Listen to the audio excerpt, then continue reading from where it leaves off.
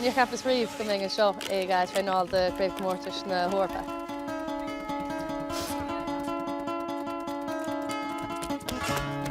Bhí óg nuair thosaigh mé go mbeadh bhabhláil le takeíocht dom athair mhuncail agus mugrathar.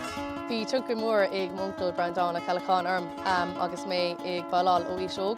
Cuirc sé mé éanaíocht chomórtasaí nuair bhés carbon déag díos chomórtasaí fé ceithreadúg, fé séideúg agus fé ochtúg. Bhí sé mar seanúntaach dom muiscil na féin áasú agus mé bhfuil na chalíní a bhí níos sin amach ná mé.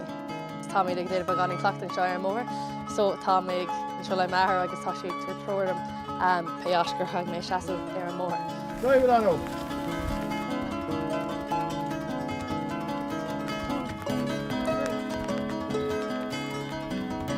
Tá mé féin agus seise chalíní ó chuga mún le burt chalíní ó chuga uile ag teist mar bhabhláil den féarann síntreach maná.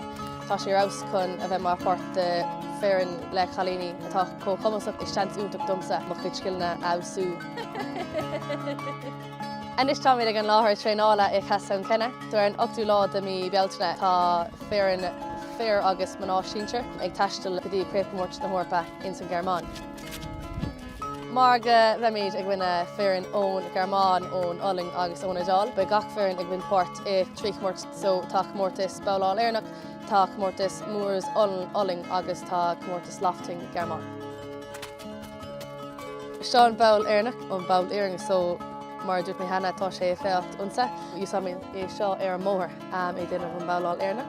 Seo an bhabhláil Móras Ollnach, so tá sé déantas aimimid agus tá sé a bhfad níos éidir ná na bhabhláil eile.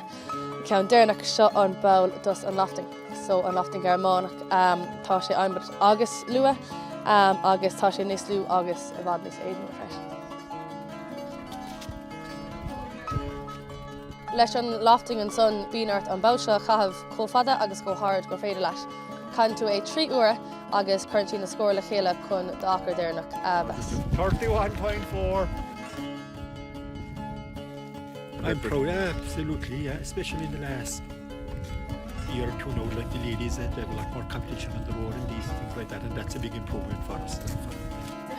Tá sceismíní an domhain chun taistil thógaí an Gearmáin chun omíochttain sa chomórtasaí craobh na hEorpa.